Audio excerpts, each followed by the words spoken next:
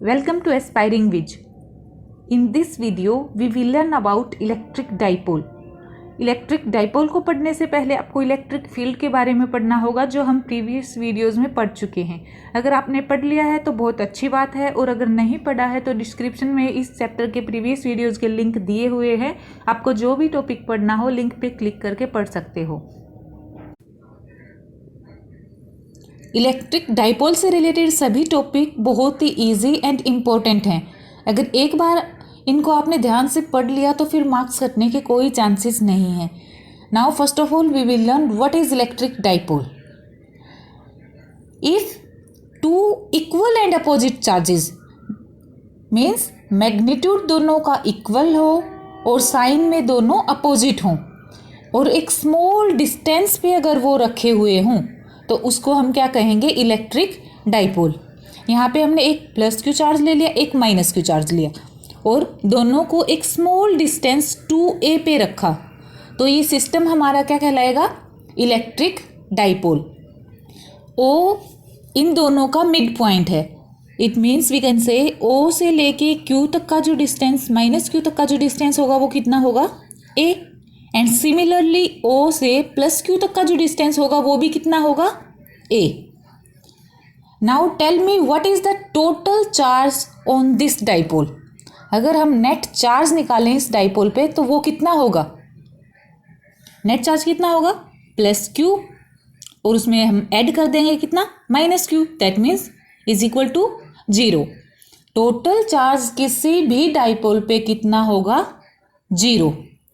But इसका मतलब ये नहीं है कि इसका इलेक्ट्रिक फील्ड है वो भी 0 होगा। इलेक्ट्रिक फील्ड 0 नहीं होगा, सिर्फ नेट चार्ज है वही 0 होगा। Next topic is electric dipole moment.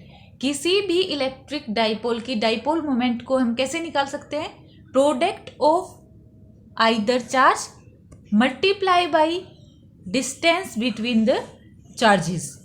अगर बात करें इसकी एसआई यूनिट की, तो फिर एसआई यूनिट क्या होगी, चार्ज की यूनिट क्या होती है, coulomb.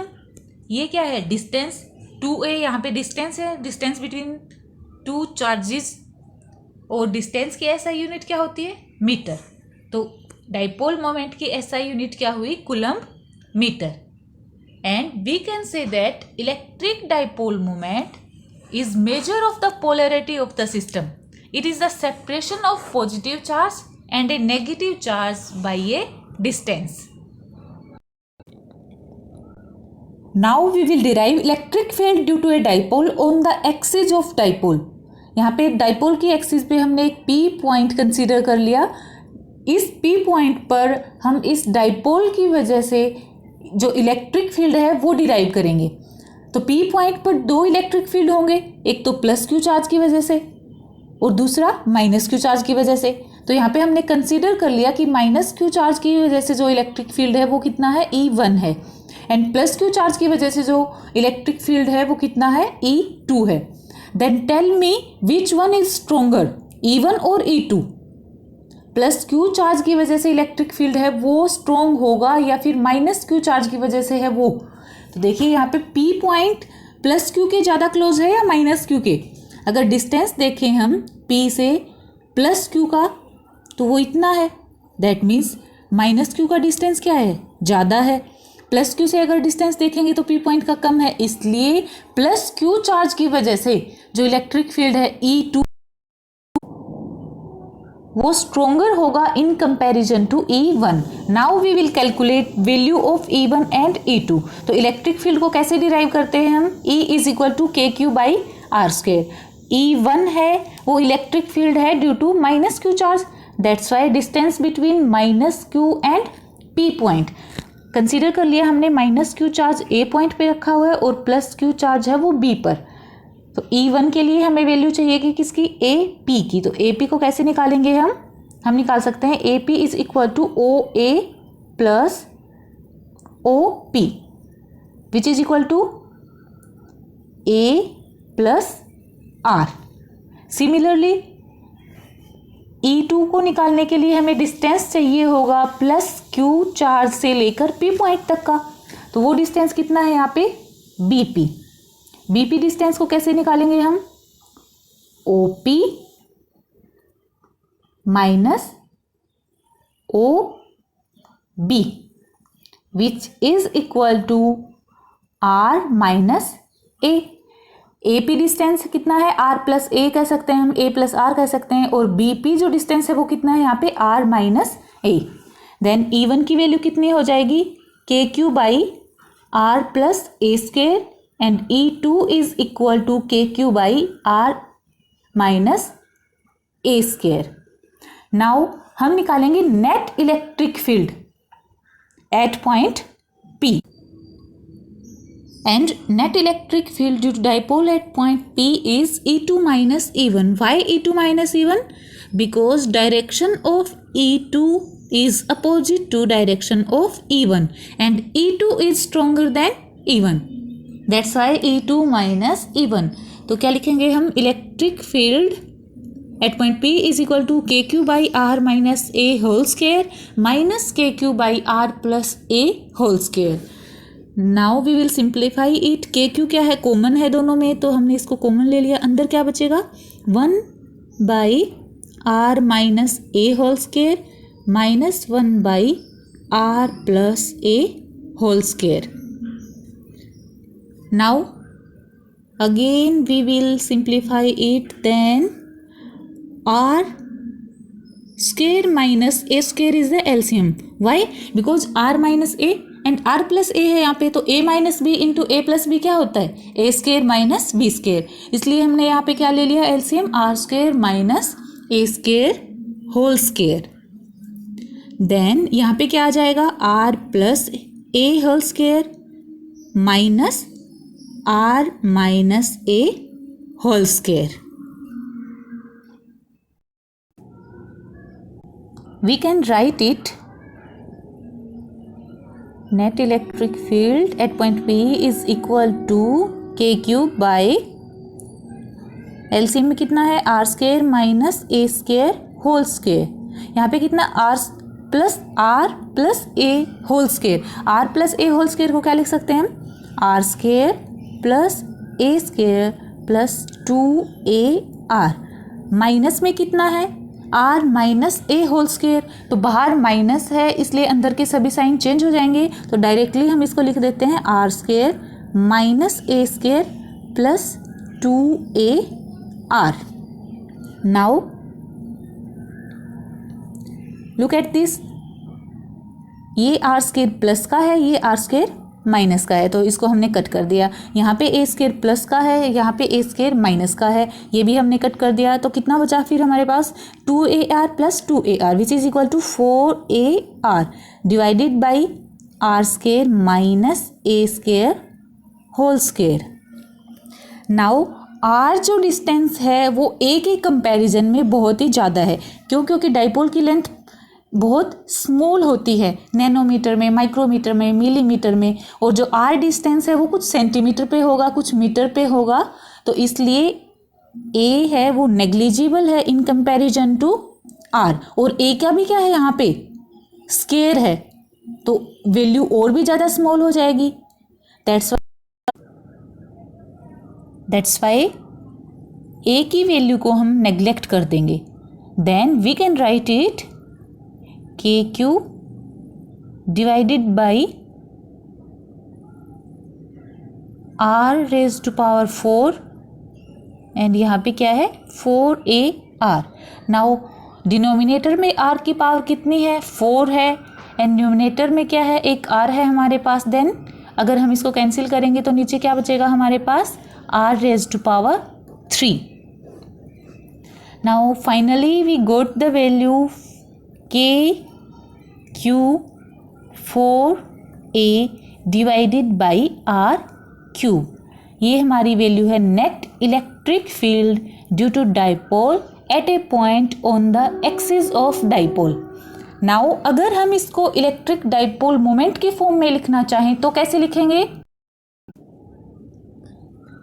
We know that electric dipole moment P is equal to Q into 2A, and हमारे पास वैल्यू कितनी है इलेक्ट्रिक फील्ड की, KQ 4A divided by R cube. Then अगर इस 4a को हम क्या लिख दें, 2 इंटू 2a, तो q इंटू 2a को हम क्या लिख सकते हैं, p लिख सकते हैं। That means k into p into 2, that means 2kp divided by r cube. This is the electric field value due to dipole on the axis of dipole, 2kp divided by r cube. Now we will find electric field at a point on perpendicular bisector of dipole. यहाँ पे हमने consider कर लिया कि A B एक dipole है जिसकी length कितनी है 2a एंड इसका मिड पॉइंट है O, एंड हम लेट कर लेते हैं कि OP परपेंडिकुलर बाइसेक्टर है and distance of OP is R। क्योंकि OP परपेंडिकुलर बाइसेक्टर है that's why AP is equal to BP and A से O तक का डिस्टेंस कितना होगा A, O से B तक का भी डिस्टेंस कितना होगा A। Now consider that electric field due to minus Q charge is E1 and electric field due to plus Q charge is E2। Now because OP is perpendicular bisector, that's why AP is equal to BP। अब distance भी equal है दोनों charges से P point का and magnitude of charges भी equal है, that's why electric field E1 is equal to होगा electric field E2 का एंड वैल्यू कितनी होगी KQ by R square, KQ by R square. R क्या होता है यहाँ पे डिस्टेंस, तो P से B तक का जो डिस्टेंस है वो इक्वल है A से P तक का, बट इसकी वैल्यू कितनी है, हम दोनों में से कोई भी ट्रायंगल लेके इसकी वैल्यू निकाल सकते हैं। ये एक राइट एंगल ट्रायंगल का हाइपोटेन्यूज है और हाइपोटेन्यूज का स्क्वायर कितना होता है, perpendicular square plus base square. यहाँ पे हमने लिख दिया PB स्क्वायर भी लिख सकते हैं, AP स्क्वायर भी लिख सकते हैं, तो हमने लिख दिया यहाँ पे PB square which is equal to R square plus A square. Now what is the net electric field, क्योंकि E1 एंड E2 दोनों ही इक्वल हैं तो हम डायग्राम में अब डिनोट कर रहे हैं इसको E से ही। नाउ दोनों का एंगल बाइसेक्टर ही क्या होगा यहाँ पर, नेट इलेक्ट्रिक फील्ड की डायरेक्शन। अब एंगल निकालेंगे, सबसे पहले तो कंसीडर कर लेते हैं कि एंगल जो है ए पे बना हुआ वो थीटा है, दैट मीन्स बी पे जो एंगल है वो भी कितना होगा थीटा, क्योंकि AP और BP दोनों ही इक्वल हैं। अब जो नेट इलेक्ट्रिक फील्ड की डायरेक्शन है वो पैरेलल है किसके, AB के, तो अगर ये एंगल थीटा था तो ये भी कितना होगा थीटा, एंड सिमिलरली ये भी कितना होगा थीटा, क्योंकि नेट इलेक्ट्रिक फील्ड की डायरेक्शन एंगल बाइसेक्टर है किसका, दोनों ही इलेक्ट्रिक फील्ड्स का, दैट्स वाई हमने इसको कितना कंसीडर कर लिया थीटा एंड थीटा। नाउ हमारा डायग्राम कुछ ऐसा बन रहा है इलेक्ट्रिक फील्ड की डायरेक्शंस के लिए। यहाँ पे नेट इलेक्ट्रिक फील्ड की डायरेक्शन है, तो अगर इसको रिजोल्व करेंगे तो इधर कौन सा कंपोनेंट होगा E साइन थीटा, सिमिलरली इधर भी E साइन थीटा। अब एक E की वजह से यहाँ पे कितना होगा E कोस थीटा, सिमिलरली दूसरे E की वजह से भी अलोंग एक्स एक्सिस कितना हो जाएगा E cos theta. That means net electric field is equal to E cos theta plus E cos theta, क्योंकि E साइन थीटा और E साइन थीटा दोनों ही अपोजिट हैं एक दूसरे के, तो वो कैंसिल हो जाएंगे, और E cos theta and E cos theta दोनों ही सेम डायरेक्शन में है इसलिए वो ऐड हो जाएंगे। तो नेट इलेक्ट्रिक फील्ड यहाँ पे आ गया हमारा 2E cos theta. Now we will find value of cos theta and substitute the value of E। Now we will write net electric field is equal to 2E. What is the value of E? KQ by R square plus A square cos of theta. Now what is the value of cos of theta? As this angle is theta and this angle is theta, then from any triangle we can find value of cos theta. Cos theta is equal to base by hypotenuse. Then what is hypotenuse? R square plus a square. Root over r square plus a square is equal to PB.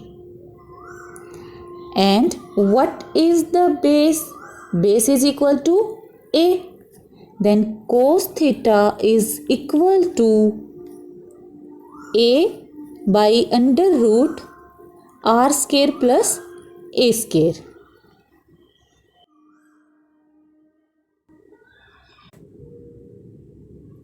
Cos theta की value put करने के बाद net electric field की value कितनी है?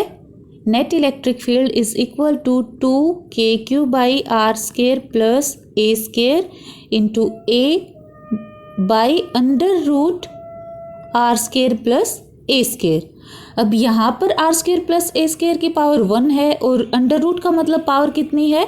1/2 है. तो 1 + 1/2 कितना होता है? 3/2. तो इसकी जगह हम क्या लिख सकते हैं? 3/2. 2kq into A divided by R square plus A square whole power 3/2. अब जैसा कि हमें पता है कि ए की वैल्यू बहुत स्मॉल है आर से, क्योंकि डाइपोल की लेंथ क्या होती है? बहुत ही स्मॉल होती है, नैनोमीटर में, माइक्रोमीटर में, और इसका भी स्केयर है तो और ज़्यादा स्मॉल हो जाएगी. इसलिए ए को हम क्या कर देंगे? यहाँ पे नेग्लेक्ट कर देंगे. तो फाइनली वैल्यू बची हमारे यहाँ पर 2kq A divided by R square power 3/2. अब ये 2 से 2 कैंसिल हो जाएगा तो नीचे क्या बचा? r³. We can write it 2kq A divided by r³. This is the net electric field value at the perpendicular bisector of a dipole. अगर हम इसको डाइपोल मोमेंट की फॉर्म में लिखना चाहें तो वैल्यू कितनी हो जाएगी यहाँ पर? kp by r³, because p is equal to q into 2a. तो फाइनली हमारी वैल्यू क्या हुई? kp by r³. And the next topic is torque on a dipole placed in uniform external electric field. Then first of all we will learn about torque. Torque is equal to force multiplied by perpendicular distance. And uniform external field means electric field lines are parallel to each other and strength of electric field at every point in this field is same. And यहाँ पे हमने एक dipole ले लिया जिसकी length 2a है. एक and पे -q चार्ज है और दूसरे पे +q चार्ज है. Then what is the force on +q charge? Force is equal to q into E. And force on -q charge is equal to -qe.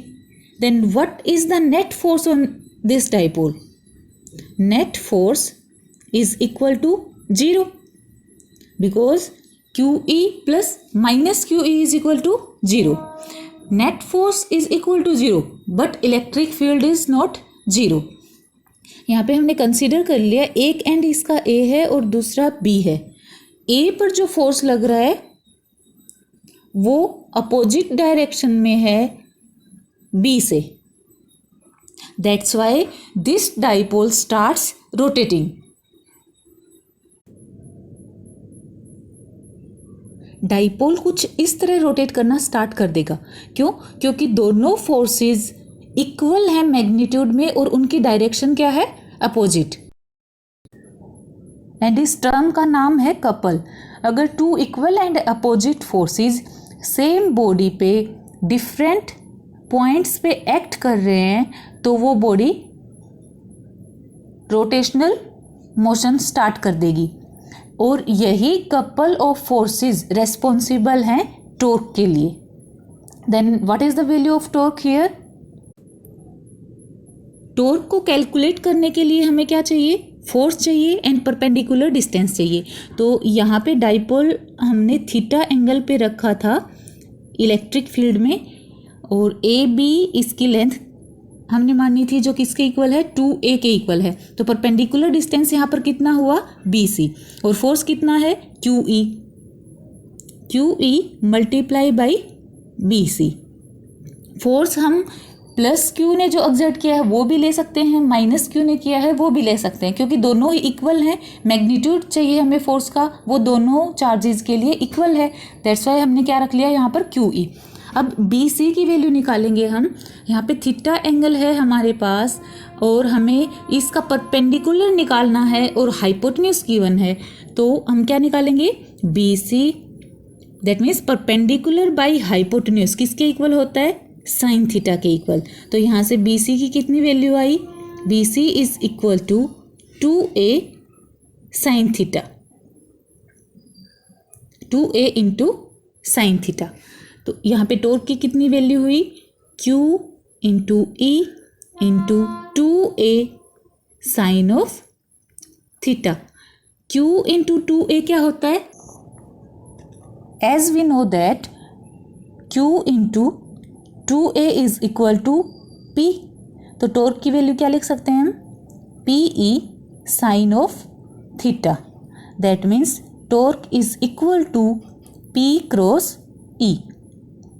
Torque depend करता है dipole moment पे, electric field पे and angle between dipole and electric field. अगर यहाँ पे theta की value 0 हो तो टॉर्क की वैल्यू कितनी हो जाएगी, 0, साइन 90 इक्वल्स टू 0। अगर थीटा की वैल्यू 90 हो तो टॉर्क की वैल्यू कितनी हो जाएगी, PE।